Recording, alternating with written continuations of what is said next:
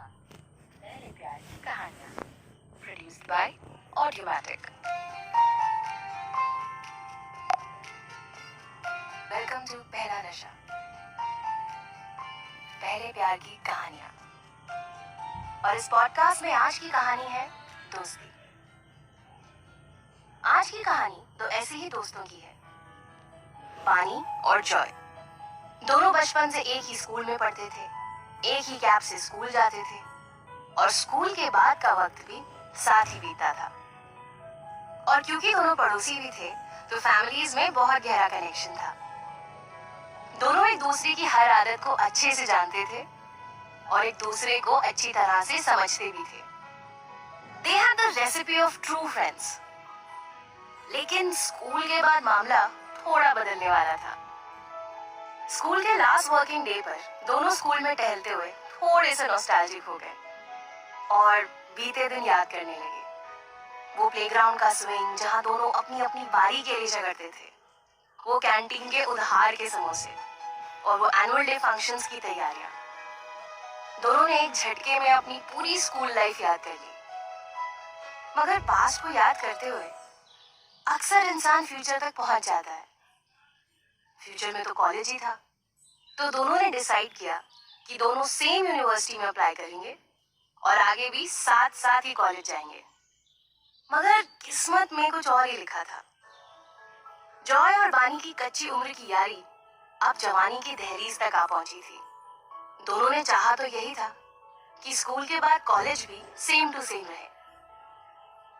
लेकिन बचपन से हमेशा साथ रहने वाले दोनों दोस्तों के कॉलेज परसेंटेज और एडमिशन की दीवार की वजह से अलग हो गए और इस वजह से दोनों का मिलना जुलना भी थोड़ा कम हो गया। जॉय को नए दोस्त मिल गए और वो उनके साथ बिजी रहने लगा। बानी को भी कुछ नए दोस्त मिले थे, लेकिन उनके साथ वो वैसे एंजॉय नहीं कर पाती थी जैसे जॉय के साथ करती थी। वो अक्सर उसे मिस करती और सोचती कि काश वो दोनों एक साथ एक ही कॉलेज में होते तो कितना मजा आता। एक दिन बानी ने जॉय के कॉलेज जाकर उसको सरप्राइज करने के बारे में सोचा। अपनी क्लासेस बंक करके वो जॉय के कॉलेज पहुंची और उसे कॉल किया। जॉय ने पहले तो उसे बिजी होने का बहाना बनाया, लेकिन जब बानी ने कड़क आवाज में धमकी दी तो वो कॉलेज गेट पे आ गया। बानी ने उसे कैंटीन चल के कुछ खाने की बात कही तो उसने डायरेक्ट मना कर दिया। बानी को साफ साफ समझ आ रहा था कि वो स्ट्रेंजली बिहेव कर रहा है। जब उसने इसकी वजह पूछी तो जॉय ने कहा उसको ऐसे बिना बताए नहीं आना चाहिए था।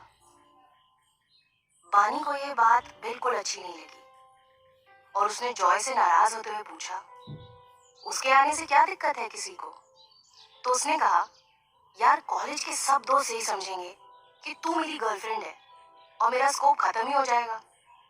बानी स्कोप का मतलब तो समझ गई थी, लेकिन इस बात पे गुस्सा आ रहा था कि कल तक जो उसका सबसे अच्छा दोस्त था उस पे कोई और कैसे हक जमा सकता है। बानी ने जिद में कहा वो तो रोज आएगी, देखती हूँ कौन क्या समझता है।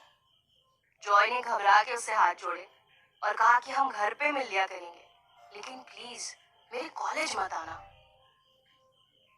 बानी को ये बात इतनी बुरी लगी कि उसने बिना बाय कहे वापस घर का रास्ता पकड़ लिया। उसके दिल को पहली बार इतनी ठेस पहुंची थी। यूं तो जॉय ने इससे पहले कई बार उससे लड़ाई करी थी, उसको इग्नोर भी किया था, लेकिन इस बार उसे जॉय की बात बेहद बुरी लगी। हालांकि जॉय को इस रिएक्शन का अंदाजा नहीं था और शायद इसीलिए उसने इस बात को ज्यादा सीरियसली नहीं लिया। दिन बीतते गए और दोनों की बातें और मुलाकातें कम होने लगी। सिचुएशन कुछ कुछ out of sight out of mind वाली हो गई थी। जॉय इतना बदल जाएगा ये बानी ने सोचा ही नहीं था, लेकिन उसकी जिंदगी में तो अब भी जॉय की कमी थी। वो ना सिर्फ उसको अपने कॉलेज में मिस करती, बल्कि अपने घर, अपने मोहल्ले, हर जगह मिस करती थी। लेकिन ऐसा कुछ भी जॉय की तरफ से नहीं दिख रहा था। इसीलिए बानी ने धीरे धीरे उसके घर जाना भी कम कर दिया। दूरियों का यही माजरा होता है, एक दूरी बनाए तो दूसरा भी अपने आप दूर हो जाता है। जॉय की दूरियों की वजह तो नए दोस्त थे, लेकिन बानी की दूरी की वजह जॉय खुद था, और उसे अब तक इस बात का बिल्कुल अंदाजा नहीं था। एक दिन शाम को जॉय की मम्मी ने यूं ही उससे पूछ लिया, क्या बात है, आजकल बानी नहीं आती हमारे यहाँ? उसे अचानक इस बात का एहसास हुआ कि बात तो सच है, बानी से मिले हुए तो जमाने बीत गए हैं। वो फौरन उठा और बानी के घर आ पहुंचा। बानी की मम्मी से ही हेलो करते उसने बानी के बारे में पूछा तो पता चला कि वो अपने रूम में है। यूजुअली उसकी आवाज सुनकर वो बाहर आ जाती थी, लेकिन आज ऐसा नहीं हुआ था। वो तुरंत उठकर बानी के रूम के बाहर जा पहुंचा। दरवाजे पे नॉक करके जैसे अंदर घुसा, बानी ने उसे एक बड़ा अजीब सा लुक दिया, एक अनजानी नजर, मानो उसे कोई फर्क ही नहीं पड़ता। जॉय ने बहुत ही बेफिक्री में उससे पूछा, कहाँ बिजी हो आजकल? बानी को तो बस इसी सवाल का इंतजार था। वो जॉय पे ऐसा बरसी कि उसका मुंह खुला का खुला रह गया। बानी ने अपनी सारी भड़ास उस पे निकाल दी और एकदम साफ शब्दों में कह दिया कि अगर वो दोस्ती नहीं रखना चाहता तो बानी भी उससे दोस्ती नहीं रखेगी। जॉय को पता ही नहीं चला कि ये नौबत कब आ गई। उसने सॉरी बोलते हुए उसे कहा कि ये सब बिल्कुल भी इंटेंशनल नहीं था और वो आगे से ध्यान रखेगा कि बानी लेफ्ट आउट फील ना करे। बानी ने कहा कि वो एक ही शर्त पे मानेगी। जॉय समझ चुका था कि वो शर्त क्या है, फिर भी उसने पूछा, क्या शर्त है? बानी ने कहा कि मैं तभी दोस्ती रिज्यूम करूंगी जब तू मुझे अपने कॉलेज में घुमाएगा। जॉय ने पहले ड्रामा करते हुए मजाक में कहा, ये नहीं हो सकता। तो बानी ने अपने हाथ में पकड़ी बुक उठाकर जॉय को दे मारी और वो हंसने लगा। वो समझ गई कि उसकी टांग खींचने के लिए जॉय ने वो बात कही थी। वो भी हंस पड़ी। पता नहीं क्यों, लेकिन जॉय का आज इस तरह से घर पे आके सॉरी कहना उसे बहुत अच्छा लगा था। पहली बार वो शायद जॉय को एक अलग नजर से देख रही थी। नादान उम्र में बने रिश्ते में पहली बार समझदारी आना शुरू हुई थी, और कहते हैं कि ज्यादा समझदारी दोस्ती जैसे रिश्ते के लिए अच्छी नहीं होती। जॉय ने जाते जाते उसे कहा कि वो जब चाहे उसके कॉलेज आ सकती है, उससे मिल सकती है, उसके साथ टाइम स्पेंड कर सकती है। उस दिन घर पे हुई मुलाकात के बाद बानी की जिंदगी में बहुत कुछ बदल गया। वो जॉय के बारे में ज्यादा सोचने लगी, उसके साथ बिताए वक्त को ज्यादा याद करने लगी, और अपनी दोस्ती अब उसको पहले से ज्यादा खास लगने लगी थी। वहीं दूसरी तरफ जॉय ने भी अब उसे वक्त देना शुरू कर दिया। वो कॉलेज के बाद बानी से मिलने लगा, उसके घर जाने लगा और उसे इम्पोर्टेंट फील कराने लगा। बानी के लिए ये सब बहुत खूबसूरत था। उसके दिल में पहली बार किसी का इंतजार रहने लगा। वो हर शाम को अपने घर पे जॉय का वेट करती, उसके आने के बाद अपने मॉम, डैड और जॉय के साथ कैरम खेलती और सबसे नजरें चुराकर उसे चुपके चुपके देखती रहती। अब तक जॉय सिर्फ उसका स्कूल का अल्हड़ दोस्त था, लेकिन अब उसी अल्हड़ दोस्त से बानी प्यार करने लगी थी, उसका पहला प्यार। ये दोस्ती से आगे का मुकाम था, और दोस्ती होने का फायदा ये था कि उसको जॉय की पसंद नापसंद सब अच्छे से पता थी। बानी ने उसके लिए अच्छी अच्छी डिशेस बनानी सीखी और अक्सर वो उसके घर जाने लगी। जब भी वो उसके घर जाती तो कुछ ना कुछ बना के ले जाती और कहती कि मम्मी ने भेजा है। सब कुछ अच्छा चल रहा था। बानी का पहला प्यार उसका सबसे अच्छा दोस्त भी था, और अब वो उसके साथ जिंदगी बिताने के सपने भी देखने लगी थी। और जहां तक फ्यूचर की बात थी, तो दोनों की फैमिलीज की आपस में इतनी अच्छी ट्यूनिंग थी कि शादी में कोई अड़चन आनी ही नहीं थी। बानी को बस उस दिन का इंतजार था जब जॉय उसको ऑफिशियली प्रपोज करे और वो थोड़ा सा शर्मा के, थोड़ा सा इतरा के हाँ कर दे। उन 3 खूबसूरत लफ्जों को सुनने के लिए वो बेताब हुई जा रही थी। और फिर एक दिन वो हसीन दिन आ गया। एक शाम जॉय बड़े ही जॉली मूड में उसके घर आया। हर बार की तरह सबसे मिलकर कैरम खेला और फिर थोड़ा चाय नाश्ता किया। थोड़ी देर बाद बानी के मॉम डैड अपने रूम में चले गए तो जॉय ने उसे बाहर गार्डन में आने को कहा। उसका दिल धक धक करने लगा। वो समझ चुकी थी कि जॉय आज अपने दिल की बात करने वाला है। उसे आगे बढ़ा ही नहीं जा रहा था, ना ही वो कुछ बोल पा रही थी। जॉय ने आंखें चुराते हुए उससे कहा, तुमसे एक प्राइवेट बात करनी है। तो उसने खुद को संभालते हुए कहा, जो भी बात है यहीं कर लो ना। जॉय ने कहा, यहाँ नहीं, बाहर गार्डन में। यहाँ अंकल आंटी सुन लेंगे। बानी की खुशी का ठिकाना नहीं था। गार्डन में पहुंच के जॉय ने उसे कहा, उसे समझ नहीं आ रहा कि वो ये बात कैसे कहे। बानी ने कहा, बस आहिस्ता से कह दो। जॉय भी बेइंतहा शर्मा रहा था और बानी की हालत भी खराब थी। तभी बानी के पापा आ गए और उन्होंने जॉय से क्रिकेट मैच की कोई बात छेड़ दी। बानी अपने दिल में कह रही थी, क्या पापा, कितनी खराब टाइमिंग है आपकी।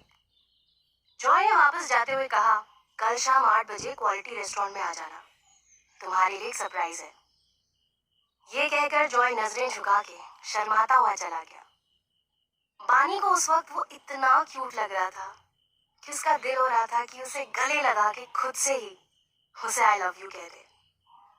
मगर उसने कल तक इंतजार करना ही बेहतर समझा। पहले प्यार में इंतजार का मजा ही अलग होता है। कुछ कहने की बेकरारी, कुछ सुनने की बेताबी। अगर सब कुछ एक लम्हे में हो जाए तो इश्क का मजा नहीं आता। कभी कुछ जानते हुए भी ना कहना और किसी बात के इंतजार में बेचैन रहना, ये भी पहले प्यार का खास मजा है।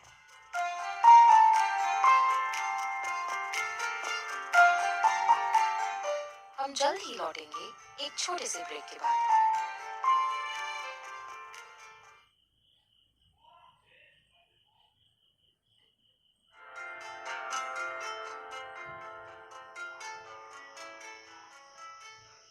इसी बेचैनी में बानी की वो रात गुजरी।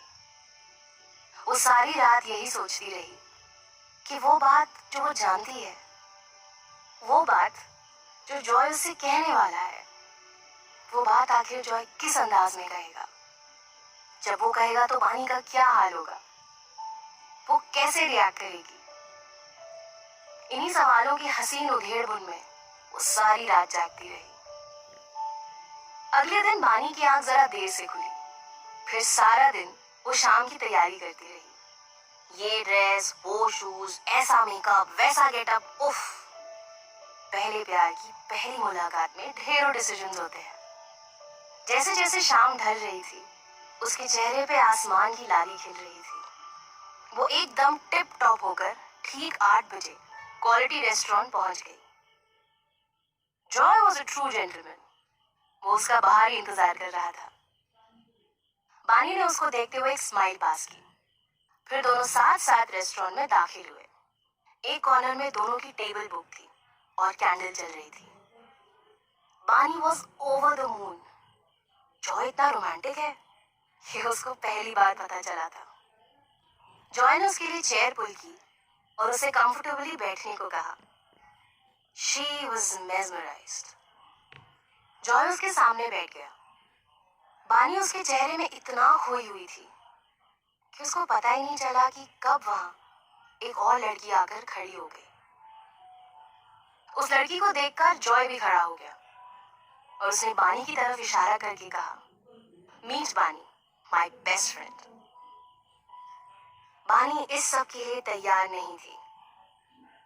वो तो यहाँ वो 3 खूबसूरत लफ्ज सुनने आई थी, लेकिन अभी अभी जॉय ने उसको बेस्ट फ्रेंड कहा था। उसे फिलहाल बेस्ट फ्रेंड नहीं सुनना था। वो अब तक ये सब प्रोसेस ही नहीं कर पाई थी। बानी इस बेस्ट फ्रेंड के ख्याल में ऐसा उलझी हुई थी कि उसने ध्यान ही नहीं दिया कि उस लड़की ने बानी की तरफ हाथ बढ़ाया हुआ है। जब उस लड़की ने जोर से कहा, हाय आई एम श्रेया, तब उसे होश आया। बानी ने सॉरी और हेलो एक साथ कहते हुए उससे हाथ मिलाया और जॉय और श्रेया उसके सामने की सीट पे बैठ गए। बानी को कुछ समझ ही नहीं आ रहा था। वो इस लम्हे में किसी और की प्रेजेंस के लिए तैयार ही नहीं थी। उसके सामने जॉय और श्रेया बैठे हुए थे और उन दोनों को देखकर लग रहा था कि दोनों आपस में काफी कंफर्टेबल हैं। आज पहली बार उसने जॉय को किसी और लड़की के साथ देखा था। जॉय अभी भी उससे नजरें चुरा रहा था, लेकिन श्रेया को एकटक देख रहा था। फिर उसने बानी से कहा, श्रेया मेरी गर्लफ्रेंड है और मैं सबसे पहले उसे तुमसे ही मिलवाना चाहता था। मैं जानता हूँ तेरे लिए सरप्राइज है, लेकिन अगर पहले बता देता तो मजा नहीं आता। ये सुनते ही बानी के सारे अरमान, सारे ख्वाब, सारी उम्मीदें धुआं हो गई और दिल में जैसे कोई आग जलने लगी। जॉय ने बताया कि कॉलेज के पहले दिन से वो दोनों एक दूसरे को पसंद करने लगे थे। It was love at first sight. Joy इस वक्त भी बानी की आंखों में देख ही नहीं रहा था। देख रहा होता तो जान जाता कि उसके दिल में गम का लावा फूट के उसकी आंखों तक आ चुका है। बस किसी तरह उन आंखों ने आंसुओं को रोक रखा है। जॉय अपनी ही धुन में श्रेया के बारे में बताए जा रहा था। उसने बताया कि श्रेया ने ही उसे बानी को पहले की तरह वक्त देने को कहा था। श्रेया ने ही उसको समझाया था कि दोस्त भी जरूरी होते हैं। बानी ये सुनकर सोचने लगी कि वो तो अब तक यही सोच रही थी कि जॉय ये सब उसकी खुशी के लिए अपने दिल से करता है, लेकिन आज पता चला कि ये सब तो श्रेया के कहने पे हुआ था। जॉय ने बताया कि दोनों जिंदगी साथ में बिताना चाहते हैं और उसे मम्मी डैडी को मनाने में जॉय की हेल्प करनी है। बानी ने खुद को इतना मजबूर कभी नहीं महसूस किया था। वो उस वक्त रोना चाहती थी, लेकिन रो नहीं सकती थी। वो वहां से चली जाना चाहती थी, लेकिन जा भी नहीं सकती थी। उसका दिल कोई सुलगता हुआ शमशान हो चुका था, जहां सिर्फ आहें और सन्नाटा था। श्रेया ने बानी की खामोशी को समझते हुए उससे पूछा, सब ठीक है ना? उसने सिर्फ हाँ में सर हिला दिया। वो सोचने लगी कि वो कितनी बड़ी बेवकूफ है। अपने प्यार पे तो भरोसा था उसको, लेकिन कभी जॉय से पूछा तक नहीं कि क्या वो भी उससे प्यार करता है। और बिना जॉय के दिल की बात जाने ही इतने सारे सपने बुन लिए। वो सपने जो आज चकनाचूर हो चुके थे, जिनकी चुभन वो अपने सीने में महसूस कर सकती थी। लेकिन उसने उसी लम्हे तय किया कि वो अपनी पहली मोहब्बत का पहला गम जाहिर नहीं होने देगी। उसने खुद को कंट्रोल किया और फिर नॉर्मली जॉय और श्रेया से बात करने लगी। जॉय ने बानी से फिर हेल्प मांगी। उसने कहा कि वो चाहता है कि श्रेया के बारे में जॉय के मॉम डैड से वो बात करे। बानी ने कोई जवाब नहीं दिया। ये इजी नहीं होगा, बट वो सोच के बताएगी कि इस मामले में क्या किया जा सकता है। दरअसल उस वक्त उसके लिए किसी भी बात का साफ जवाब देना मुमकिन ही नहीं था, क्योंकि फिलहाल जो हुआ था उसने उसकी नजरों को ही धुंधला कर दिया था। जिस मोहब्बत को उसने इतने दिनों से दिल में सजाया था, कैसे उस मोहब्बत को किसी और के दामन में सजा दे। बानी ने बड़ी समझदारी से इस बात को टाल दिया। उस रात घर वापस आने के बाद बानी की आंखों से आंसू ऐसे बहने लगे मानो सैलाब आ गया हो। उसके दिल में जॉय ने जितने जज्बात पैदा किए थे, उन सब का दम घुट चुका था। उसने सोचा कि आखिर जॉय को मुझे स्पेशल फील कराने की जरूरत ही क्या थी। जब दिल टूटता है तो किसी को इल्जाम देकर ही चैन मिलता है, लेकिन बानी को कई दिनों तक चैन नहीं आया।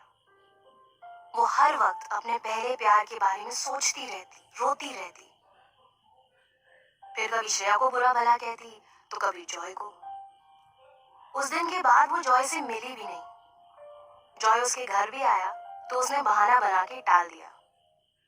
जॉय चाहता था कि वो एक दफा उसके घर पे श्रेया के लिए माहौल बना दे, ताकि फिर वो श्रेया को अपने घर वालों से इंट्रोड्यूस कर सके। लेकिन बानी इन सब के लिए तैयार नहीं थी। जॉय को कुछ समझ ही नहीं आ रहा था। बानी के दिल का हाल उसे पता नहीं था और उसके इस रिएक्शन को वो समझ नहीं पा रहा था।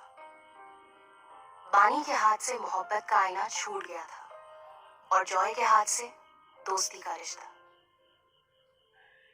दो दोस्तों में अगर किसी एक को प्यार हो जाए तो ज्यादातर एक रिश्ता जरूर कुर्बान होता है।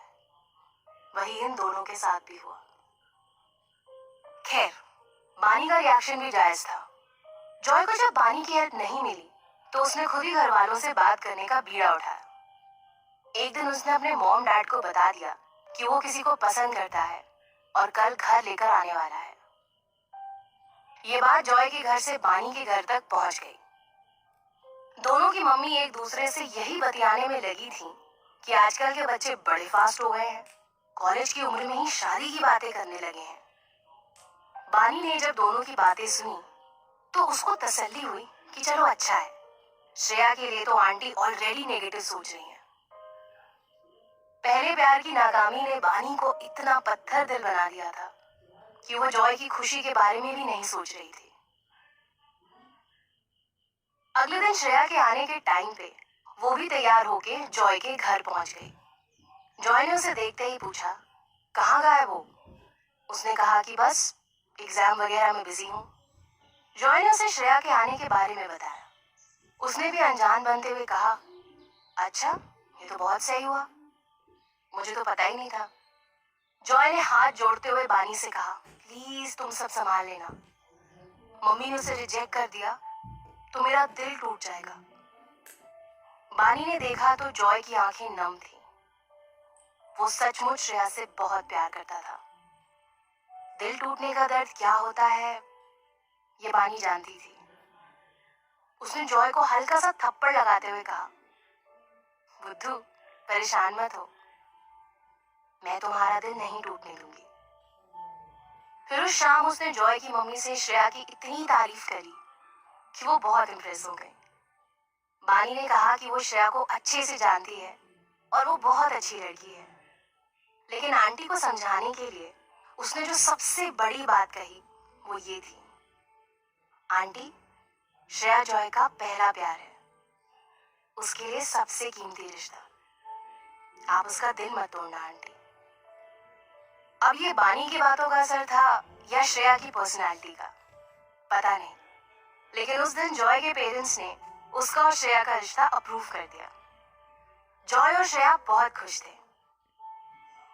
और बानी ने अपने रूम में तकिए को अपना दोस्त बना लिया था। अपने आंसू उससे शेयर कर रही थी। वो आज खुश भी थी और गमजदा भी। उसको मालूम चल चुका था कि हर किसी को अपना पहला प्यार मिलने का हक है, लेकिन हर किसी को अपना पहला प्यार पाने का हक नहीं है। बानी को सिर्फ पहले प्यार का एहसास मिला था और जॉय को वो प्यार हासिल भी हो गया था। इश्क की बस यही कहानी है कि ये सबको मिलता है लेकिन सबको हासिल नहीं हो पाता। लेकिन पहले प्यार का पहला गम भी उतना ही मजा देता है। पहले प्यार की ऐसी ही और कहानियां सुनने के लिए अगले हफ्ते का इंतजार कीजिए और तब तक किसी के इश्क को मुकम्मल करते रहिए। अलविदा।